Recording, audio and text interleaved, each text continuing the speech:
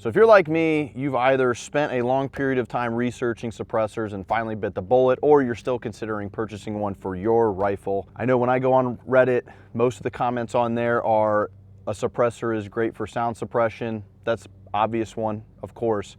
But are there other benefits in it actually adding to your performance on the range? Today we're here to break that down.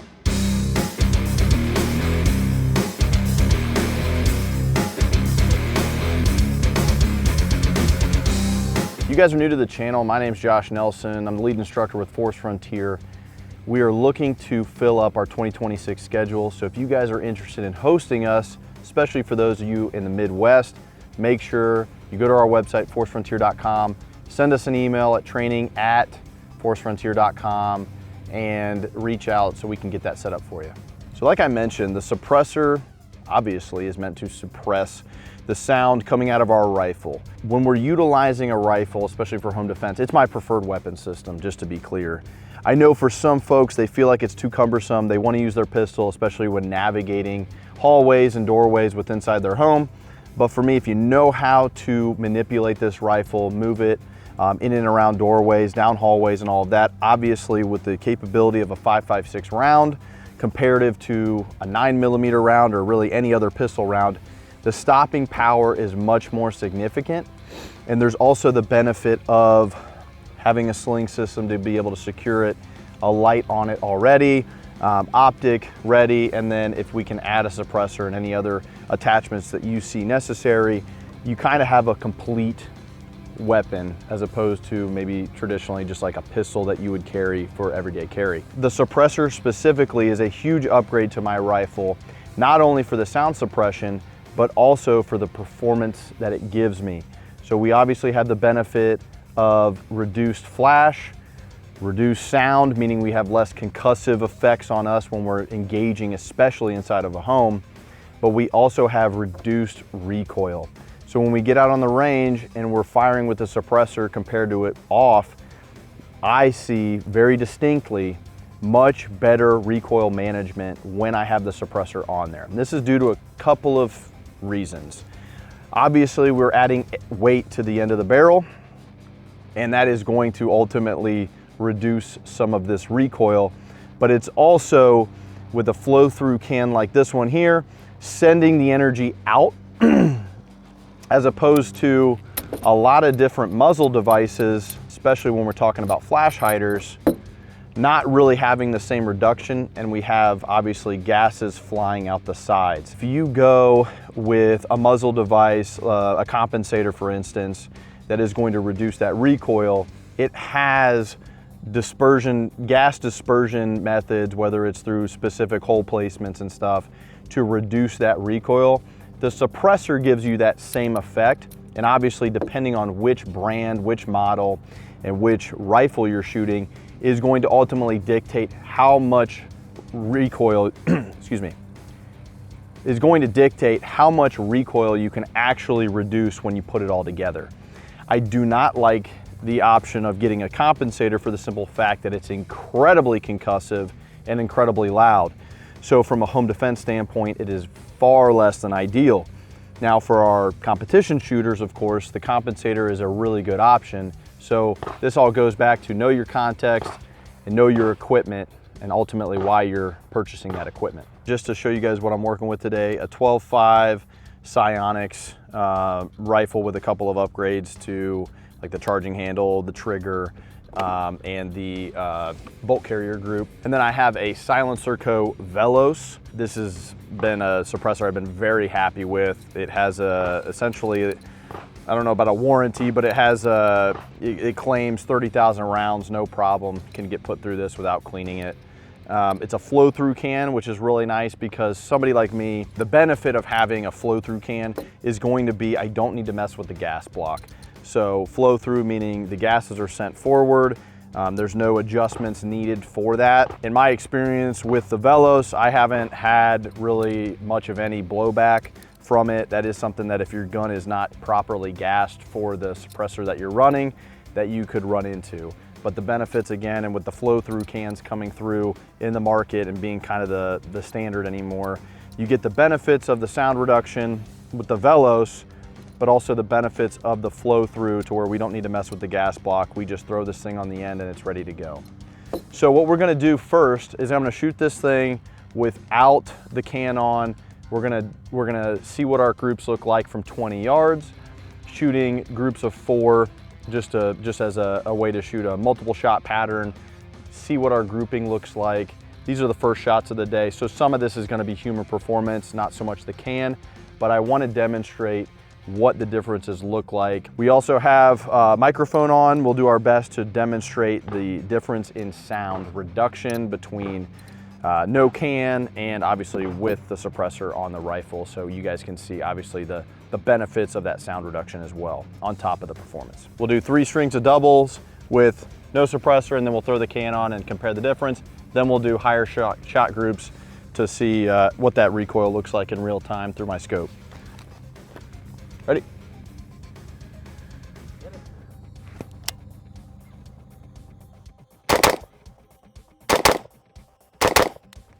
All right, let's walk down, see what those hits look like.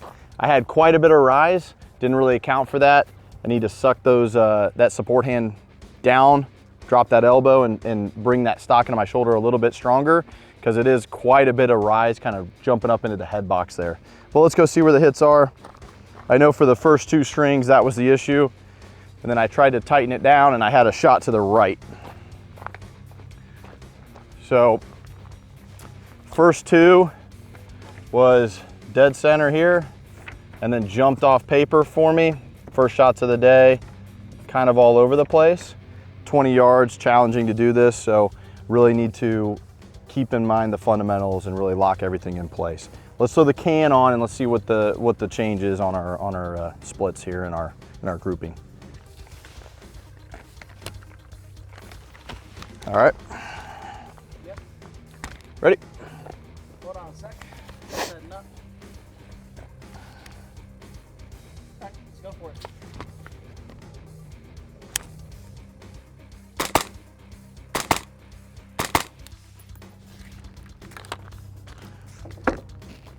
All right, a lot less jumping in my glass. The dot is pretty much staying in the A zone at 20 yards the entire time.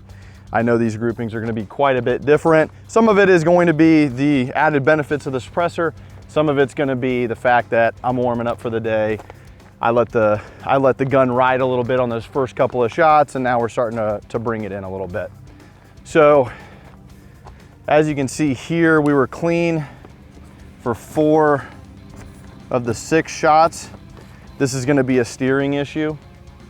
So steering, meaning my support hand grip is kind of trying to control the gun, and we get kind of almost like a up, and then it kind of circles back. And then by that point, we're pulling the trigger and we're seeing them off to the left. So I'm gonna aim for, we'll go with the L here for these next couple. We'll shoot shot patterns of 4. Try to lock in that grip as much as possible. This is gonna represent a 75% A zone.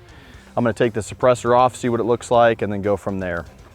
Really one outlier on each of these, even this rise, not a fan of this rise, but that first shot without the suppressor, first shot with the suppressor, and then we started to lock it in. So some of that's gonna be on me from the human performance side. So I'm gonna start locking in this grip, 75% A zone, strings of 4. Let's see what this looks like. 6 rounds and it's already that hot? Oh yeah, I can't touch it hot. Whew. Doesn't take much. Oh, you can cook bacon on it. We've done it, yeah, just for fun.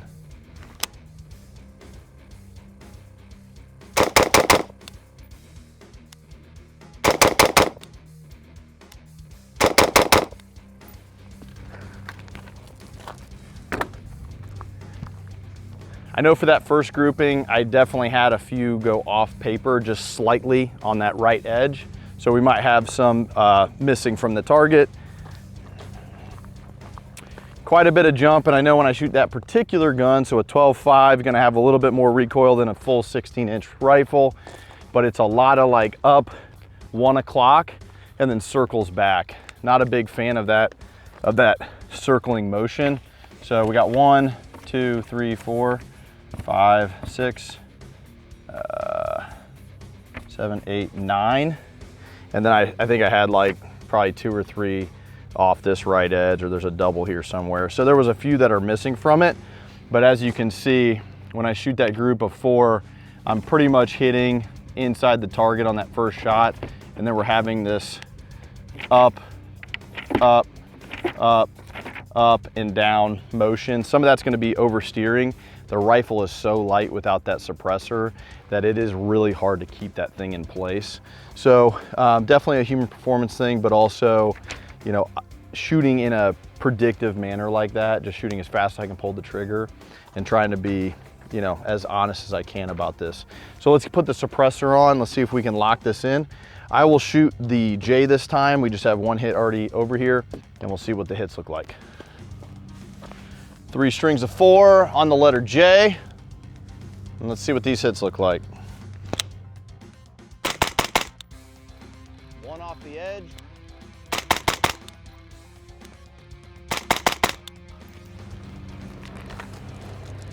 All right, let's walk down and assess here.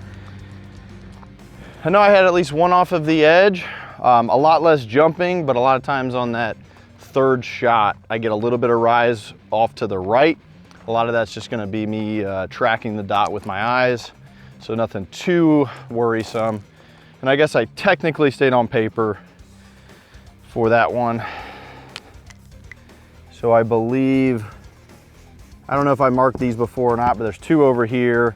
1, 2, 3, 4, 5, 6, 7, 8, 9, 10, 11, and then I might have had 1 off the edge there. So obviously a lot cleaner. I mean, we're somewhat within this zone for the most part. A lot more deviation when we did not have the suppressor on.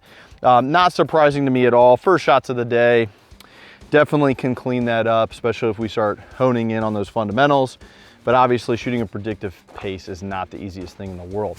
Last thing that I'd like to do for you guys, if you're interested in that Silencer Co. Velos, if that's one of the ones on your radar, I'm gonna take my earring protection off, shoot a couple rounds through it, and I'll give you guys my thoughts on the sound reduction.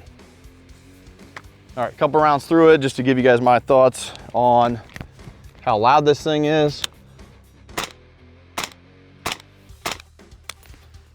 Really, it's just a crack. Obviously, being outside is not gonna be the same as being inside your house.